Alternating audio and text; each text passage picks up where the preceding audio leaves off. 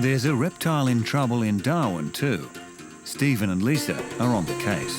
We just got a call about this frilled neck lizard. It's been wedged here in this cyclone mesh fence for a little while. There you go. The frilled neck lizard's frill has been his downfall. He's managed to get himself halfway through this fence. Shame about the other half. He's quite a big fella and he's quite thoroughly wedged, so we're going to have to cut the wire. Frill necks are found across Australia's northern third. This one is pretty much full grown. Now he's free, here's a lesson in lizard handling. Pretty boy. First, the hiss is just bluff. He's trying to scare you off. Down there, little fella. The frill's just for show too. Go on, you're free now. Makes him look bigger. Comes out when he opens his mouth wide. And when those two fail, he'll jump. And then there's plan D.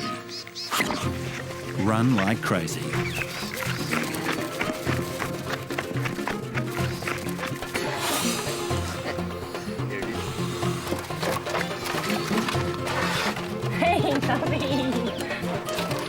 Up a tree might have been a better long-term option. This is your secret tunnel. Make sure you remember. But some lizards, You're an idiot. well, they're just best left alone.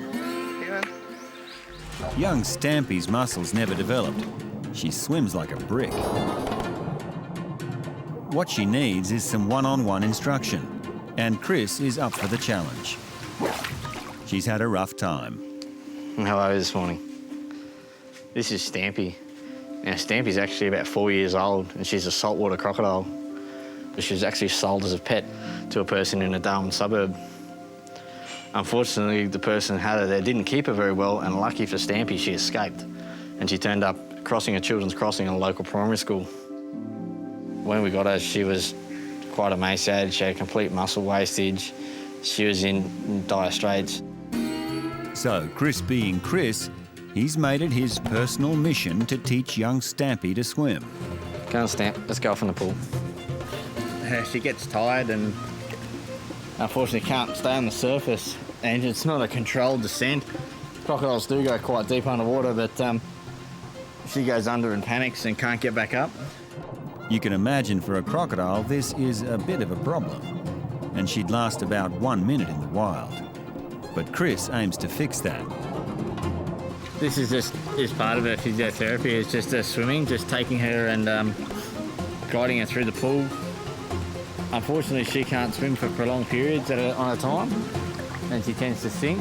So I just need to keep an eye on her, support her. She's sinking now. Crocodiles are perfectly designed for swimming. They get all their power from their tails. Their feet are just used for balance. But Stampy's tail is too weak, and she ends up using her claws to drag her way along. She gets very tired very quickly. You get tired already? She doggy paddles. It's actually quite unusual that she actually uses her legs to paddle, where she's got this big muscle down the back, which is her propeller, but she doesn't seem to use it that much. About now, you're entitled to ask, isn't this just a little risky?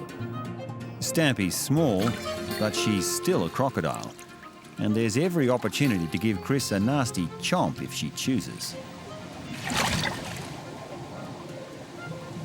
Because of the constant human contact she's had while she was recovering and through the recovery process, she's actually quite quiet. Normal saltwater crocodiles are not this quiet. One day she may turn, and yeah, that's a risk you do take. But I think through passive gestures and passive body language with the animal, you can actually get them to react the same. It's funny to say that I do trust her, but a lot of people don't believe me on that. In fact, they seem to have become quite attached to each other. You can see now she's got her mouth open there. That's just a thermoregulating. It's not an aggressive thing. It's just the sun's out, and that's the way she keeps her brain cool. Her brain's just located up here, and that's just letting airflow go under and above. So although it looks quite defensive, it's actually not. She's quite relaxed. She's got no weight on her arms. You can see they're loose. So she's just basking here. She's just using me as a log.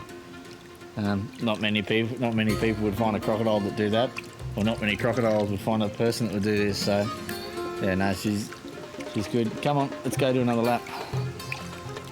Chris has come through the lesson unscathed, and Stampy's that little bit closer to swimming like a real crocodile. Truth is, she might never make it back to the wild, but she'll be better prepared if she ever does. Well, that's about enough for you today. Come, we'll give you a wash and then we'll give you a chicken.